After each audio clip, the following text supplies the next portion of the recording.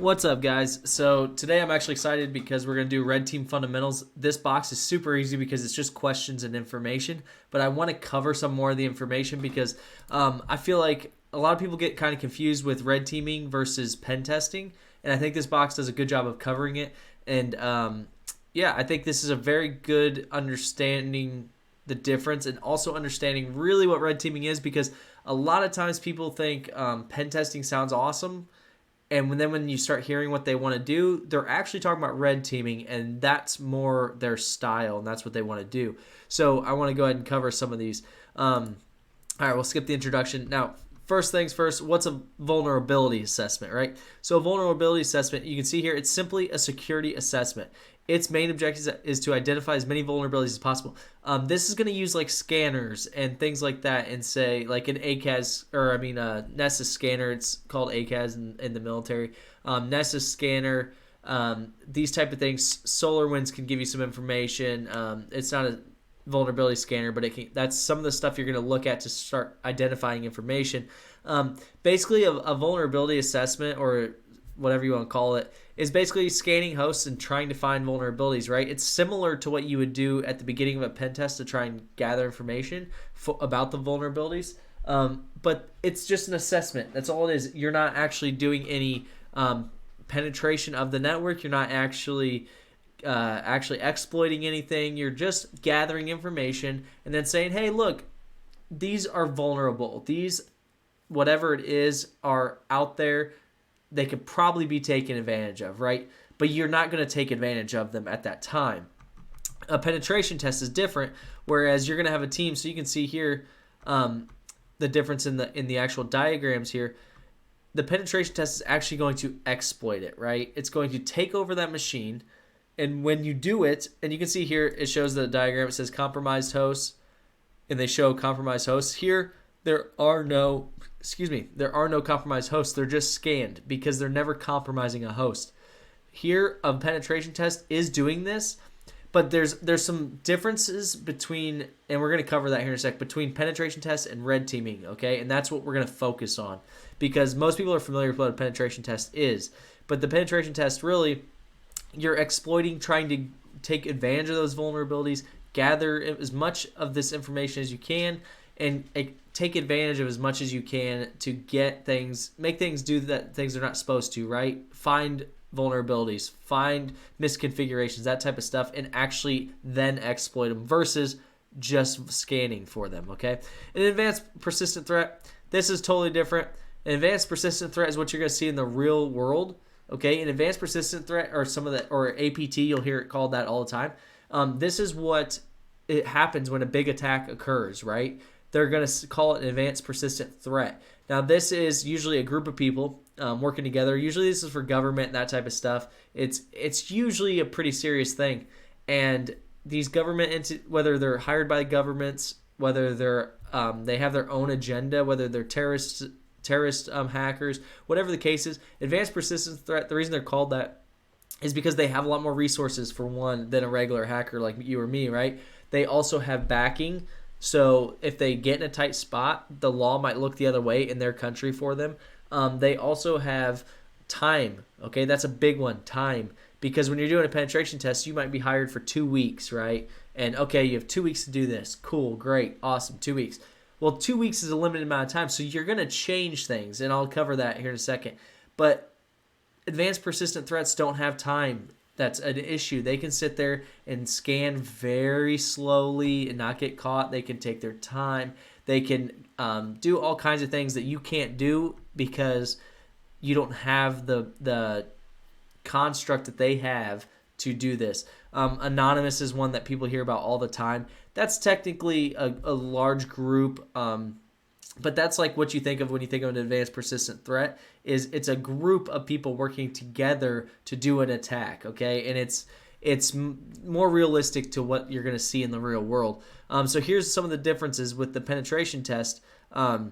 So this is what they're saying here, is the advanced persistent threat, a pen test isn't going to catch a lot of that, okay?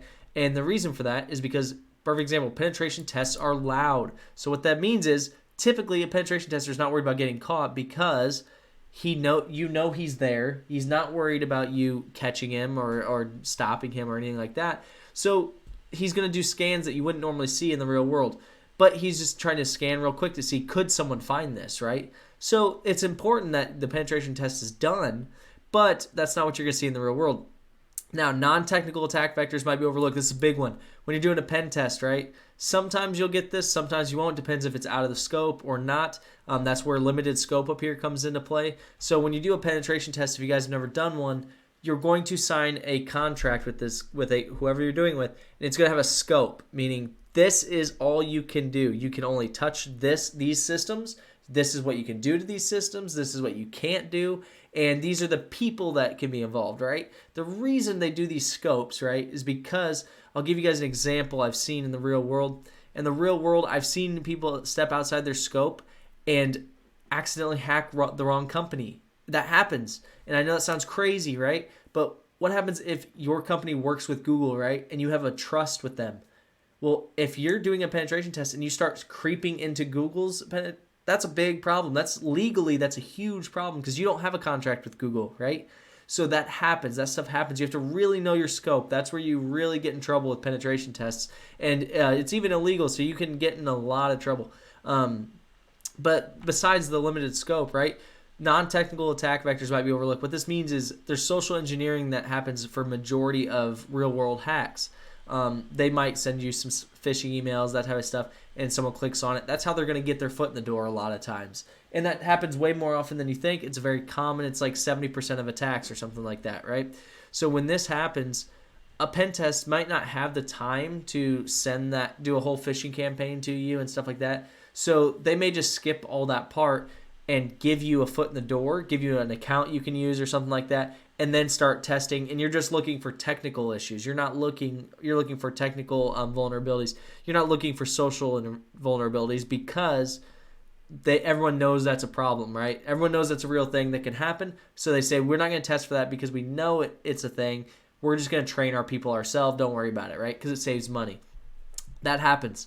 Relaxation of security mechanisms. This is a big one. When you're doing penetration tests, some security mechanisms might be temporarily disabled. This is huge because this truly happens. And what it is, for instance, instead of taking the time to actually look up a bunch or to find ways to bypass your intrusion detection, your firewall, and stuff like that, because they know it's possible, they're not going to say, hey, spend 6 weeks studying our system like an advanced persistence threat would, studying our system, scanning very slowly where you'll never get caught, and then bypassing our intrusion. They're saying, we're hiring you for 2 weeks, dude. We're going to take our intrusion detection system, we'll whitelist you guys, we'll let you right in, and you start doing the attacks, start figuring out what's going on in our system, because that part of the system, the intrusion detection system, firewall, all that stuff, they know that if you have the time and the resources, you can get through it eventually. They're worried about the information inside the system, okay? So that's where you're going to see the penetration tests. Yes, they're very good because they're going to tell you you can do this, this, and this, and it's going to strengthen your security posture. But what they're not going to be able to tell you is if an APT hit you, would you be able to catch it in time? And that's pretty much what you want to know, right? So would vulnerability assessments prepare us to detect real-world attackers on our networks? No. Or nay. Would a penetration test... Okay, during a penetration test, are you concerned about being detected by the client? No, you're not. Because a penetration test, you expect to get caught in a sense because you're hired by that company. So unless they ask for a complete black box test, you're gonna get caught and you're fine with it. Highly organized group of skilled attackers are called advanced persistence threat. All right, so now we come into red teaming. So we covered the penetration, vulnerability assessments, that type of thing. Vulnerability assessments you can do on your regular. Penetration tests you can do in the regular on your own company if you have permission and you have a team that does that, right? So that's why you're not... Take it with a grain of salt because there's still ways to get in that you might not find in those. Now, here's red team engagements. That's where these come into play, and these are totally different, but they are awesome, okay? So red team engagements, they started as military exercises, which is why I'm so familiar with them, because I've done red team engagements, I've done blue team engagements, and I've done purple team, which we'll cover, but it doesn't cover. I'm just going to talk about it. So obviously, this is what it is. It's trying to see what your team's capabilities of are detecting and responding. The only thing that matters, right?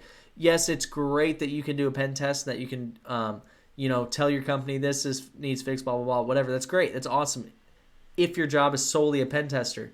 But what happens if you're working for a company, you do a pen test and da-da-da? You need to know how your team's going to detect and respond to those incidences, not just can they be attacked, right?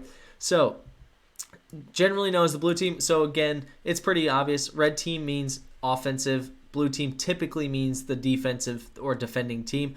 And here it is. Red team is looking for clear goals. So typically they will have an objective they need to obtain, whether those are flags on the other side. Crown jewels might be, hey, get admin access on the domain controller, that type of stuff.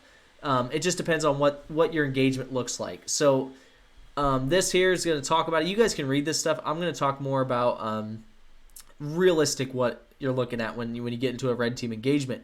So red team engagements improve on regular pen testing by considering several attack surfaces, which is true. So a lot of what you do in a pen test, you might do in a red team engagement. But typically there's a red team and there's a blue team, right? And then you can call it a white team, a green team, whatever you want to call it. It's a team that's running the event or running the exercise that also lays out your objectives and things like that. But they can act as different actors. So for instance, if one day we want to try, okay, we've got a phishing campaign, it went out and a guy clicked on it, right? Because we know that majority of the time, if I send a phishing email to a large company, I can get one to click on it, at least, right? We know that if we do it correctly, if we do a good job. So we will have a white team or a green team, and we'll say, hey, here's the email. We'll send it to them. We'll have the payloads, all that stuff, and tell them, click on it for us. They click on it, and that's our foot in the door. Now, a lot of people will say sometimes like, well, yeah, but that's not really doing. That's exactly what you do in real life. You just send that to 10,000 people and get someone to click on it. So they're acting as those 10,000 people and getting someone to click on it. That's what they're doing. And then from there, you're pivoting and doing all the rest. So the key, though, with red teaming is usually these are long exercises, a couple weeks. And so you have the time. Some of the ones we've done where our actual exploit that we took advantage of and we got a reverse shell, it only called back every 24 hours. So what that means is, for instance, let's say I do a reverse shell and I just want to do ls to see what's in my directory. I would type ls, hit enter, right? It's not going to tell me because it's not going to ask. It's not going to send that request except for once every 24 hours. So I would say ls, every 24 hours it would hit, I would get the results. And then if I want to do something else, I'd have to wait 24 hours. Now, I know that sounds crazy to you guys, right? But that's how APTs don't get caught, because it's easy to detect anomalies in a network if they're consistently doing stuff. It's very hard to detect an anomaly in a network if it's just once. The reason is because there's web crawlers that are consistently always touching your network. There's IPs that you aren't familiar with that are always touching your network. If you go to a website that you've never gone to before, a new IP touches your network. There's so many things touching your network that they're looking for specific patterns to understand if someone's trying to get in.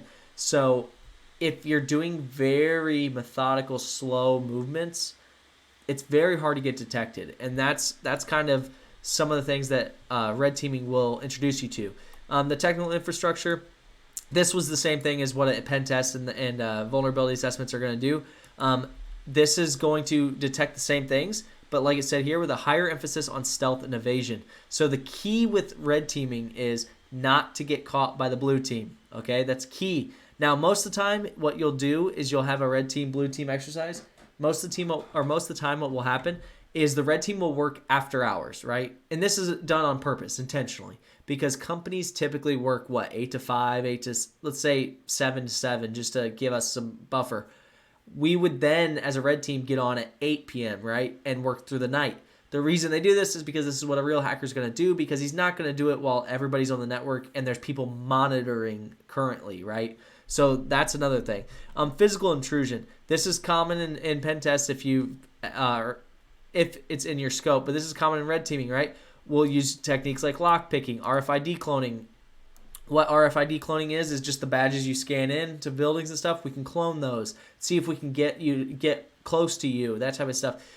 This is more of what sounds cool, right? You see people like, oh, I could try and get into the building, and this is what you're going to do with red teaming. You're going to have exercise built out for this. Now, there's different types of red teaming. I've seen them all. So the full engagement, this is what I'm talking about. You're simulating a real APT. You're doing it all. You're getting with your team in the morning or at night, whenever you're doing it, and you're saying, all right, guys, what's the plan, right? We know that we have a guy on the inside because that's a real thing that happens all the time in large companies. So we know we have a guy on the inside. How can we utilize him, right? And then let's say, like, for instance, I've done red teaming where we encrypted all their files and they had ransomware, right? We used ransomware on them. And then the green team or the white team, whatever you want to call them, they reach out to them as now the FBI, because that's who you contact if you get ransomware. And they say, hey, we have ransomware. What do you want to do as a company? And then the blue team has to decide, can we beat this? Can we decrypt our files? Or do we have to pay them? And they had to pay us, right? And obviously this is all simulated. They're not actually paying us. But that's a good feeling. And I know that's not good because, right, that's a black hat hacker thing. But it's a good feeling to know you won. You beat them. They couldn't fix your issue, right? So, so then there's assumed breaches. This is, like I said, where sometimes they'll tell you, okay, you already have this one box. You need to pivot around and stuff like that. This is usually done if you have a little bit shorter of a time, if it's a week exercise or something like that. And then there's tabletop exercises. This is just right here, like it says, where scenarios are discussed between the red and blue team, and then how would you theoretically respond. This is common for, like, let's say you do a yearly one, so that way your company's ready, that type of stuff. This happens quite a bit. Now, I will say there's also what we call purple teaming. Purple teaming is when the red team and the blue team literally work together, and what I mean by that is, like, so what we would do at the end of all of our engagements is we'd reach out to the blue team, be like, what'd you guys catch, right? They'd say, well, we saw that you defaced this website, but we don't know how you got in, or something like that, right? Then we would all get on a call together, and we would actually show them exactly how we did it, and then they would look on their system and say, oh, we can catch it if we look at this, right? And then we would show each other. And that's the best way to learn. It just is. So if you ever get a chance to do purple teaming, meaning that you're working directly with the blue team and you're a red teamer, do it. It's a huge, huge benefit, okay? So now the goals of red team engagement are often referred to as flags or crown jewels. During a red team engagement, common methods used by the attacker emulated against the target, such methods are usually called TTPs. That stands for tactics, techniques, and procedures. Now, the main objective of red team is to detect as many vulnerabilities. No, that's not true. That's the main objective of vulnerability assessment. The main objective of a red team is to act as an APT and really see what you can do. So now, this is how red teams are built out a lot of times. A red cell, which is the offensive. Blue cell, defensive. And they're going to use things like Splunk and stuff like that to try and look through and find you, is what it is. White cell, these are served as referees. Now, that's one thing I left out. The white team, or green team as we call them sometimes, they will tell you your ROEs or different things like that. They're going to tell you, ROE stands for rules of engagement, if you guys didn't know, but they're going to tell you what you guys can and can't do, that type of stuff. The reason this is important is because there are times where the person that put the whole thing together didn't think of things right, which obviously they're not going to think of everything. It's not possible to have everything. And you get a good hacker who wants to step outside of the scope of it. And what I mean by that is they might say, hey, your job is by the end of this week, you need to encrypt their domain controller. Let's just throw something out, right? So that they have ransomware on their domain controller. And then your team decides, you know what? Screw that. Let's put encryption on everything they have, right? And then they all come in on that day and they log in and it's ransomware, and it's like, so they can't even use their personal computers, or not personal, but if you have like a VM to run or something, so they can't even log into their system at all. And the referee might say, whoa, no, we're decrypting their machines so that they can try to fix the domain controller because that's what they wanted to see the blue team do or something like that. That's just a complete random scenario where they might have to step in. But my point is the white team can step in and say, no, we're not doing that. That's too much. We need to give the blue team a chance.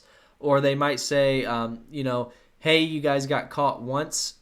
And then, so long story short, the blue team can reach out to the white team and say, hey, we caught the red team.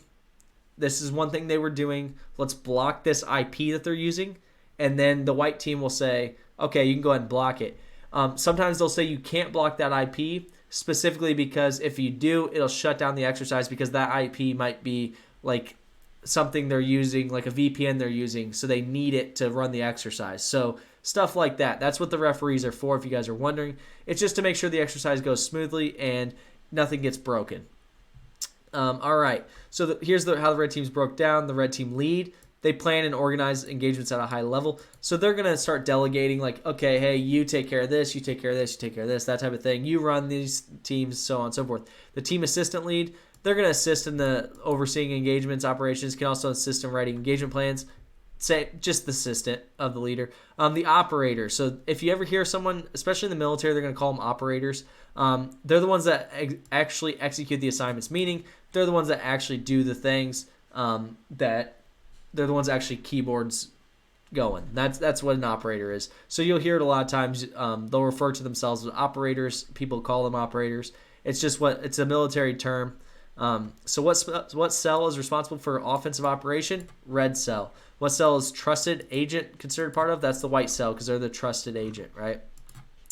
All right, so the engagement structure. So again, I'm not going to go through all this. I'm just going to let you guys read some of it. I want to talk more about what red teaming, blue teaming, and purple teaming is because this gives you a good idea, but what it's realistically like in real life. So this kill chain here is the Lockheed Martin kill chain. If you guys aren't familiar, almost all of this is from military. Lockheed Martin is a military contract company, very well-known one. The Varonis is a very good tool out there that's very common. My dogs are whining. Active Directory, obviously, you know what Active Directory is, hopefully. MITRE ATT&CK, you guys know what that is. So these are all just different kill chains that they consider, or attack cycle, whatever you want to call it, that different companies have come out with. This is the Lockheed Martin one, and it just kind of covers what the different steps, right? You have recon, then you're going to weaponize, deliver it, that will then exploit it, then you're going to install something else to try and pivot, right? And then you're going to get command and control, and then do whatever your objective is. So you guys can read through this if you want. Weaponization, so you got the harvesting with the recon, then the exploit, then delivery. The exploit with the backdoor is just your initial. Then email, web, US, that's what method of delivery, right? And then the exploitation is the actual specific exploit that you're using. Then installation, that's installing like Mimikatz or anything like that.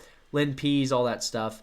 Command and control, that's controlling the whatever you're using from a remote central controller, like Cobalt Strike, Metasploit can act as one, that type of thing.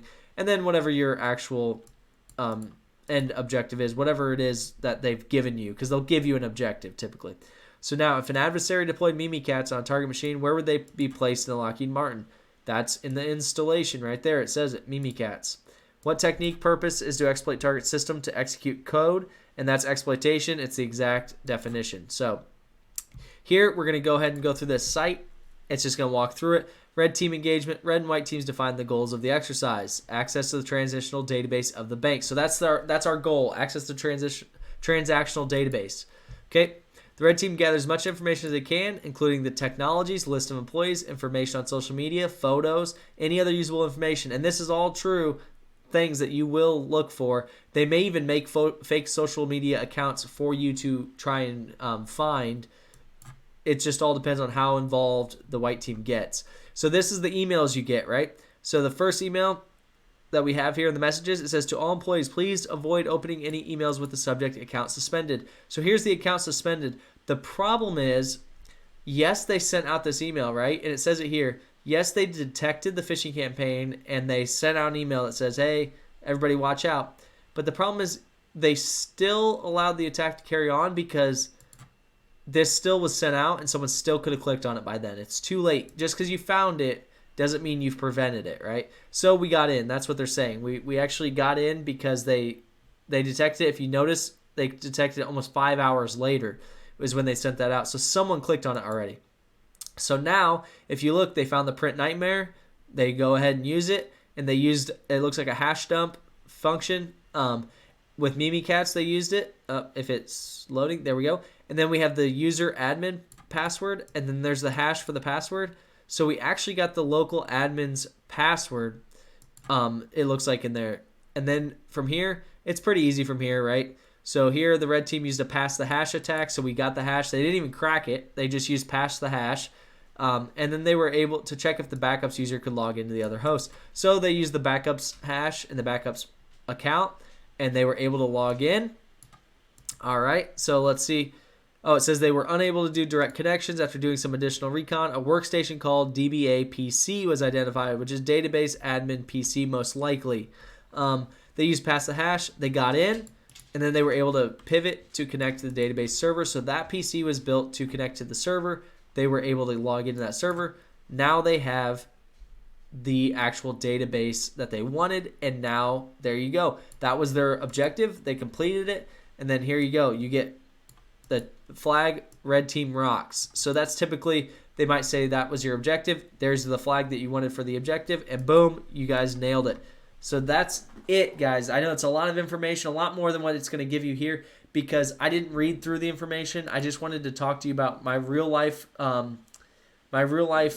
experiences with red teaming and what it's actually like. Because red teaming is by far, hands down, one of the most fun things I've done. I love doing it. I volunteer for every time I get to red team. If you guys are looking at red teaming, there's exercises all over the world. There's, especially if you don't work for a company that will allow you guys to put something together, there's exercises all over the world that you can try to be a part of. But the biggest thing I can tell you guys is it's a lot of fun, but it's also much, much more realistic. So be prepared to learn a lot. Understand that you're not going to go into it knowing everything, right? And then also help each other. That's one of the biggest things I see in red teaming a lot, is I see the red team going, no, screw them. We need to win, right? It is a competition, but you also want to help each other, because the blue team gets nothing out of that exercise if you never get caught and they just sit there all day analyzing nothing.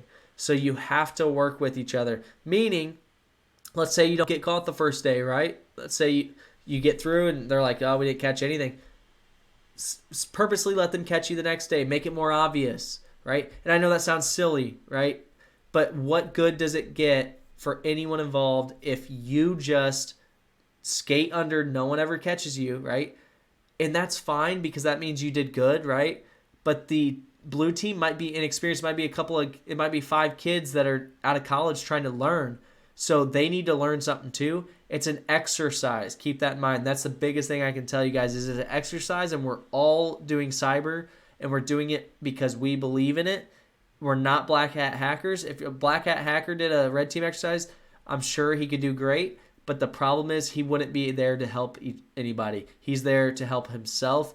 That's why black hat hackers don't have the moral code that most do. And I'm not saying anything bad about all black hat hackers by any means. But what I'm saying is, when you're doing red teaming, you're doing it for a purpose, and you're doing it because white hat hackers want to learn. So help everyone learn, including the blue team, including your team. And that's just my own 2 cents. I hope you guys don't care about my rant, but let me know what you guys think about this. I saw this box. I just thought I need to throw this in there because I think it's very important to learn and understand what a real red team exercise looks like. And I think you guys would really benefit from it. Everyone, and even high level hackers, would benefit from a red team experience if they've never done one. So let me know what you guys think. If you guys like these type of videos where it's just information, let me know and I'll do some more. But I just wanted to throw this out there and see what you guys thought. So thanks, guys.